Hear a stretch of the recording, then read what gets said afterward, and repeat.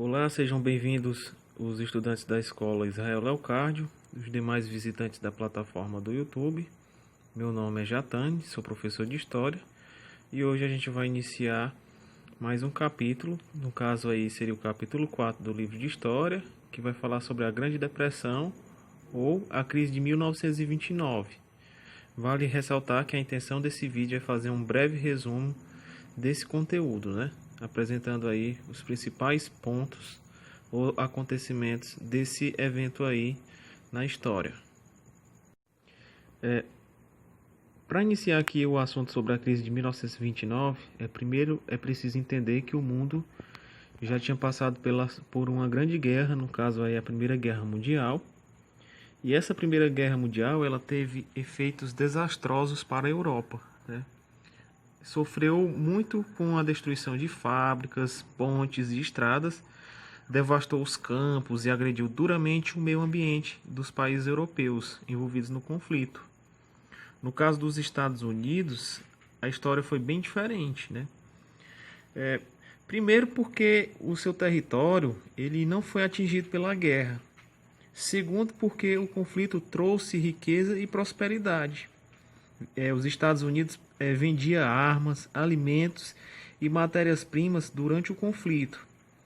Os próprios Estados Unidos conseguiram acumular imensos capitais de maior devedor antes da Primeira Guerra, né? Ele era um devedor antes da Primeira Guerra, passou a ser o maior credor mundial ao final do conflito. Então ele acabou sendo beneficiado com a guerra. Então, nos anos de 1920, os Estados Unidos tinham se transformado na maior economia do mundo e progrediam a passos largos. E a confiança nessa prosperidade, a facilidade aberta pela compra, a prestação e a força da propaganda levavam os estadunidenses a consumir cada vez mais. Aí é que entra o American Way of Life, né? O estilo de vida norte-americano do início dos anos 20, baseado no elevado consumo em decorrência do crescimento industrial e das facilidades de crédito. O que é que acontece? Os meios de comunicação de massa diziam que consumir era um ato de patriotismo. Por isso, era importante que cada família tivesse o último modelo de máquina de lavar, o último modelo de fogão, de toca-discos, aspirador de pó e rádio, produzido nos Estados Unidos. Consumir sempre e cada vez mais era a essência do estilo de vida estadunidense. Então o que é que acontece? Você tem uma produção em larga escala devido ao consumo. As famílias estão consumindo bastante, então você tem uma produção em larga escala. O que é que você observa aí? 40% da produção industrial mundial era nos Estados Unidos, era dos Estados Unidos. Então, alto volume de exportações, porém, o porém é que depois que se finalizou a Primeira Guerra Mundial, há uma recuperação dos países europeus, né? E outro fator determinante para a grande produção dos Estados Unidos é a agricultura mecanizada, né? Há uma grande produção agrícola aí no território dos Estados Unidos. Então observa-se que a crise de 1929 ela ocorreu no período entre guerras, né? Você tem aí 1918, o fim da Primeira Guerra Mundial, e 1939, o início da Segunda Guerra Mundial. Então aconteceu ali no período entre guerras, né? E uma coisa que é bem importante salientar é que os Estados Unidos obtiveram muitas vantagens com a Primeira Guerra Mundial. Como já vimos, ele vendia armas, alimentos e matérias-primas durante o conflito, né? E isso daí gerou grandes riquezas, né, para o território norte-americano. Além disso, os próprios Estados Unidos eles emprestavam dinheiro aos países devastados pela guerra. Terminada a guerra, esses países europeus eles começaram a se recuperar e automaticamente eles começaram a diminuir a compra desses produtos, né, a importação desses produtos aí que vinham do território norte-americano. Então isso já foi um fator determinante para dar início à crise de 1929. quer dizer, os países europeus diminuíram o consumo dos produtos norte-americanos. Então, depois que a Europa decidiu reduzir as importações que vinham dos Estados Unidos, né, houve um descontrole, porque as empresas norte-americanas continuavam produzindo bastante, né? Então você tem aí uma superprodução, não vamos ter consumo suficiente para tanta mercadoria, tanto produto produzido, né? Isso você observa aí que nessa crise econômica você vai ter a quebra do consumo, a procura. Por quê? Porque você tem muita mercadoria em circulação, você tem muitos estoques e pouca pessoa para poder comprar, né? Então você vai ter uma acumulação de excedentes, gerando uma superprodução. Automaticamente, isso daí vai gerar uma crise financeira, porque o preço dessas mercadorias vai se desvalorizar, eles vão ficar desvalorizados. Você vai ter uma quebra dos preços, uma deflação. O que acontece? Os produtos eles vão ficar cada vez mais baratos, né? E isso daí vai prejudicar as empresas. Como prejudica as empresas, automaticamente quebra os lucros. E essa quebra de lucros acaba gerando um efeito dominó, porque aí vai ser necessário demitir as pessoas e a demissão já vai levar a outros fatores aí, né? Que no caso aí seria a crise social, vai gerar um desemprego, tensões sociais, proletarização da sociedade, né? As pessoas vão procurar ali os direitos trabalhistas, porque muitos vão ser demitidos sem direitos, sem poder receber nada, e problemas sociais, como o aumento da criminalidade, da miséria e de suicídios. Então foi um efeito dominó, um efeito cascata, né? Ali uma coisa vai levando a outra. Então, se não tinha pessoas, se não tinha consumo, automaticamente você vai ter um aumento desses estoques. Então, o empresário, o dono daquela fábrica, ele não vai precisar de tantas pessoas trabalhando. Uma hora vai ter que parar ou vai ter que diminuir. Então, o que ele vai fazer? Ele vai demitir essas pessoas. Então, com essas demissões aí, vai provocar outros fatores, como eu falei, né? Tensões sociais e problemas sociais como criminalidade, miséria e suicídios, além da própria fome, né? Uma das coisas que ficou bastante conhecido nesse momento aí foi o boom econômico, né? Que aconteceu nos anos 1920 e foi acompanhado por uma febre de especulação na Bolsa de Valores de Nova York, localizada em Wall Street. O que significa isso? Que a partir dos anos de 1927, pequenos, médios e grandes investidores passaram a aplicar suas economias ou sobras em ações que, na época, muitos acreditavam ser a melhor forma de ganhar dinheiro sem fazer esforço. O fato é que, desde aquela data, os preços das ações vinham disparando. Contagiados pela febre do lucro fácil, muitos empresários especulavam aumentando artificialmente os preços das ações de suas empresas, estimulando com isso a corrida à bolsa de valores.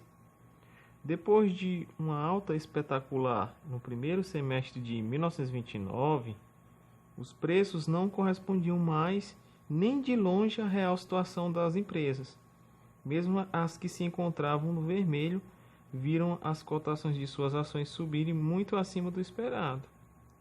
Até que, dado momento, né, percebendo que o valor de suas ações tinham subido exageradamente, milhares de investidores começaram a oferecê-las à venda.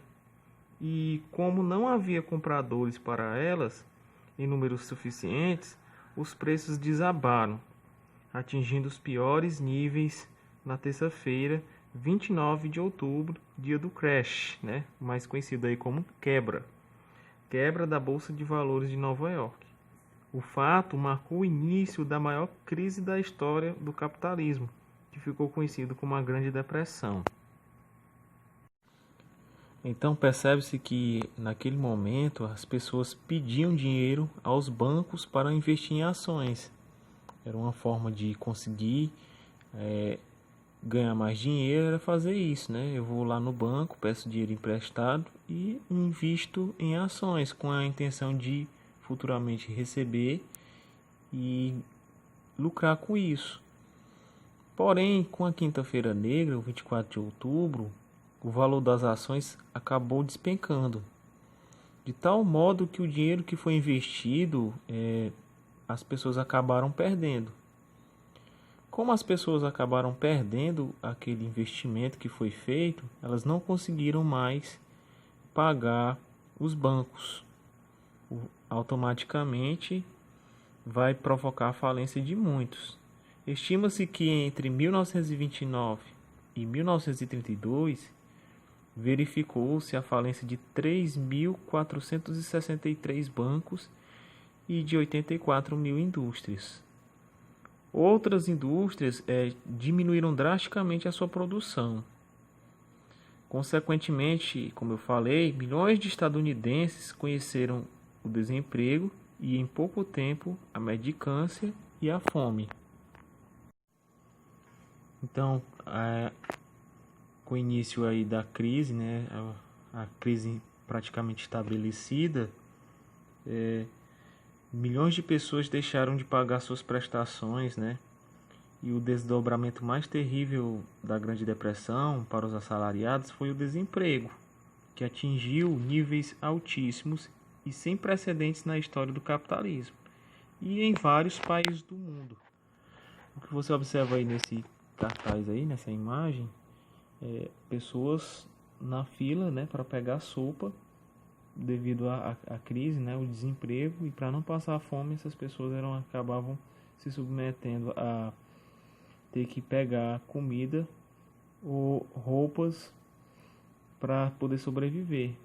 Então, o cartaz aí demonstra aquele estilo de vida norte-americano que de uma hora para outra teve que literalmente sofrer uma mudança brusca devido à crise econômica, né? Então é um contraste aí que a gente observa nessa imagem.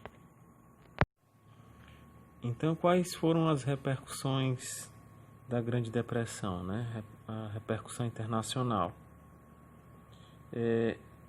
Ela repercutiu mundialmente, né? A gente tem que entender isso.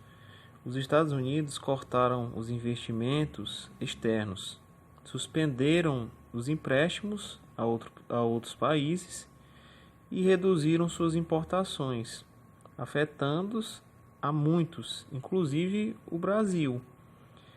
Entre 1924 e 1929, de acordo com o livro, né, o café respondia por 72,5% das exportações brasileiras. Com a quebra da Bolsa de Valores de Nova York, os Estados Unidos, o nosso maior comprador de café, praticamente paralisaram suas compras desse e de outros produtos primários. Os estoques aumentaram, os preços caíram drasticamente, arruinando os cafeicultores e deixando milhares sem empregos. Uma das alternativas do governo brasileiro para estabilizar os preços foi queimar milhões de sacas de café, né? Uma tentativa de tentar sanar um pouco da crise. Então, pessoal, após as eleições de 1932, nós temos aí eleito presidente Franklin Delano Roosevelt, eleito presidente dos Estados Unidos, e ele toma uma das medidas que ele vai tomar é justamente tentar controlar essa crise, né?